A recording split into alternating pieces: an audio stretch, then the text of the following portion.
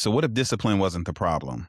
What if the problem was really something else? I'm well aware of the value of discipline, right? I teach classes on it. However, when I look at my own life and I look at the lives of people I'm connected to, the people that I coach and all the things, um, I what I see is not a discipline problem as much as it's an awareness problem.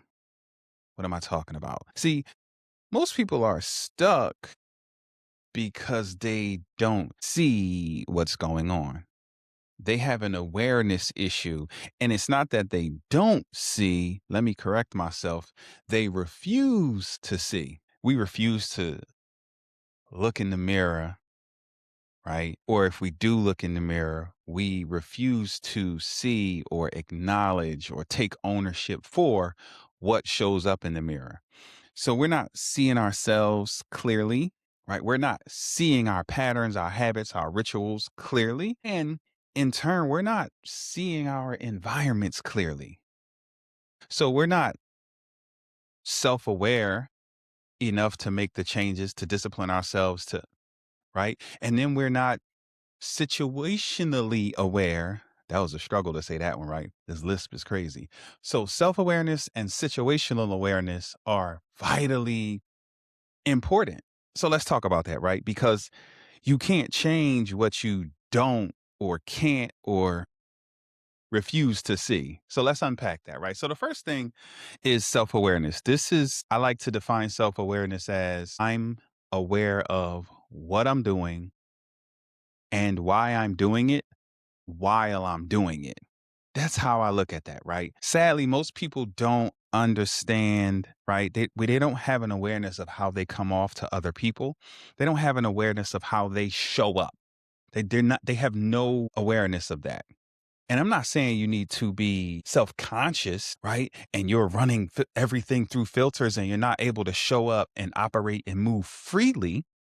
But some people, they're just oblivious to how they're showing up in a given moment, to how they're showing up in life. And how about most people aren't aware of their triggers, right? Those emotional triggers. And how are we going to rewire ourselves to change what those triggers mean to us if we refuse to acknowledge them, if we don't put in the effort to take ownership for them, if we again refuse to see them, right? Most people aren't aware of their own bad habits. Our lives are just the result of our habits, the choices that we make day to day, moment to moment. And most people aren't even aware. We're just living our lives on autopilot. And so, how can we change? How can we grow? How can we transform? How can we level up if we refuse to really take a hard look at our daily habits and rituals? And here's a big one. Most people aren't aware of or refuse to see or acknowledge their role in their own problems. It's so easy to point fingers. It's so easy to blame. It's so easy to make excuses. And sadly, that's what most people subscribe to. Not you because you're hanging out with me. But sadly, that's what most people subscribe to. Most people would rather finger point or rather lose themselves in their distractions, would rather pick this thing up and just zone out. People would rather do that than take ownership, take responsibility to acknowledge oh, wait a minute. This is on me. It's not you, it's me. I have a part to play in this. And so that is why a lot of people are stuck. People say goofy things like, again, making excuses. I'm not going to lean too much on the excuses. I don't even want to highlight them because I don't want y'all to make a clip of me making excuses, right? But here's the thing. If you find the courage to get to know yourself, right? Therein lies the power to change yourself, to change your situation. Because whether you realize it or not, you are the center of your universe. And so if something is off, if you're dissatisfied with some particular area of your life, guess who has the power to change it? You. But not until you actually become aware of and then take ownership, take responsibility for changing, fixing, upgrading, whatever those things are. So it starts with, again, that self awareness. We got to put in the effort, put in the work to become aware of, to pay attention to, take ownership for our freaking selves. We're better than that. Right. And so the second idea is situational awareness. Learn how to read a freaking room, learn how to understand what's going on. Some of us come from certain environments where there was so much going on that we developed, we call it street smarts. And so we're able to survey a situation, and we when we come into a room, we're reading the room very, very intentionally. And sometimes we're stuck in survival mode and we don't know how to turn that down. Not off, but turn that down. And sometimes we're so busy reading the room that we're missing what's going on in the room. Or we have situational awareness, but we don't have self-awareness. So we're aware of everything that's going on, but we're not aware of ourselves. And now we're putting out this goofy, weird energy or this discomfort or whatever it may be, right? For whatever reason. Because just because we're uncomfortable, just because we don't like or agree with what may be going on in a particular situation, that doesn't mean it's wrong. I've been in situations where I was stuck in that headspace in survival mode, and I'm busy trying to read everything that's going on, that I was way overthinking the situation, and I was making the situation far worse than what it was. It might have been a level 3 situation, but my awareness was so heightened, right, that I was making it a level 9 situation. And I was seeing the worst in people and seeing the worst in situations, and that wasn't even necessary. It was me. It was me. I needed to turn it down and turn it off. So I was my situational awareness was turned way up and my self-awareness was turned down, and I was giving off this nasty energy. I was giving off this sense of arrogance because I felt like I had to protect myself because I made it me against everyone. And that's how I walked through the world for a season. Thankfully, I'm over that. Wow.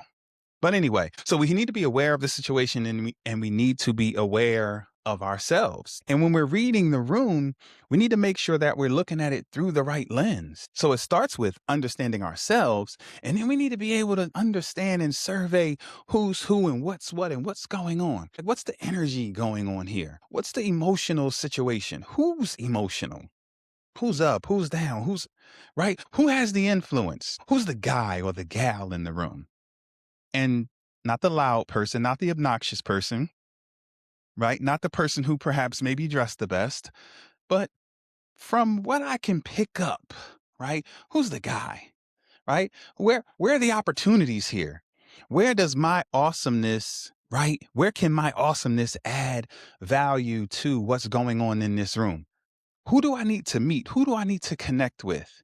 Right? Who do I feel, right, a magnetic energy with in this particular room? See, these are things that we need to, and of course, right? Is there any danger in here? Hmm, right? Is something off with, and then if and when I identify that something may be off or there may be a danger in the room, then I need to, right? I need to run that through my filter. I need to make sure that, okay, make sure that I'm good, and I need to make sure that I'm labeling that properly. Is it a level 2 danger? Right? Or is it level 9, get the heck out of there danger, right? Another conversation for another time. But the point is, it's important for us to, again, be aware of ourselves and how we're showing up and the energy that we're giving off, right? And how we're moving about in these particular spaces, the thoughts we're thinking, the words we're speaking, and the actions that we're taking. And then also, is it appropriate? You know, which version of me is required in this particular space, right? What's important? See, when I acknowledge these things, this is how I can grow. This is how I can learn, right? This is how I can level myself up, right? But I have to pay attention. Sometimes we go into spaces and we're so busy blabbing our mouth, we missed what's going on in the room. We missed the fact that, oh, you know what? This was going on and there was a need that needed to be met here. But I was selfishly thinking about me, or this was going on over here, and I was supposed to, right? I was supposed to shut up, or I was supposed to show up, and I didn't shut up when it was shut up time, and I didn't show up when it was show up time because I didn't read the room properly. So we have to become better at these things, right? And so what happens is this. The more we become self-aware and the more we or the better we become at reading the room or situational awareness, that's hard to say. What happens is we become that much more powerful because when I'm aware of what's going on with me, right? I'm empowered to change it. And not everything is wrong and needs to be fixed. However, there's a time and a place, right, for the appropriate behavior, the appropriate, right? Sometimes I need to shut up, sometimes I need to speak up. And I need to be aware of, how I'm showing up and what I'm giving off and I need to be aware of my shortcomings. And I need to acknowledge them and I need to be making sure that I'm solving for them. Right? I need to be paying attention to my habits and rituals. So if there's an area of lack in my life, I need to examine myself, examine my habits and then say, you know what? Okay. These are the habits that are leading to this particular thing. So if I want to change this particular thing, then I must change these particular habits. But the first things first, I have to acknowledge it. I have to become aware of it. And then I have to give myself permission to actually see it. And then I have to have the courage to be willing to put in the work. And so when we take responsibility in these particular areas of our lives, we become amazingly powerful. Sadly, we don't talk about this enough because we live in a world where unfortunately blame, hatred, finger pointing, everything is someone else's fault. And then we all have this I would but list that we walk around with. Well, I would do this, but I would be better, but I would be further along, but I would, but and I call BS on that because all of those things are outside of ourselves, which means they're outside of our control. But when we become more self aware and we examine ourselves more honestly, and then we become more situationally aware and we examine our situation, the people, places, and things around us, our environment, the things that we want, our goals, our desires, our dreams, all the things, we can start to work to align our thoughts, words, and actions, our behaviors. We can align our environment even to help us to get from where we are to where we want to be. So, awareness is the key because, truth be told, discipline is the bridge. But the problem is not discipline because guess what? Those bad habits, you're very disciplined in those bad habits, right? You possess mountains and mountains of discipline because you're very disciplined in the way that you are living right now. Discipline isn't the problem, it's just misplaced, so to speak. So the more we become aware, the more we can identify the way forward. And then we just take the discipline that we've been putting into, right, goofy areas and then apply it in those areas that are going to help us to grow and transform and take our lives to another level. So I hope this makes sense. And listen, if you are in a space where you're ready to level up, ready to transform your life, right? Ready to take ownership, take responsibility, become more self-aware, learn how to be more situationally aware and apply your disciplines where they actually matter to you, not to me, right? And you need a guide on the journey, I'm your man. Let's do it.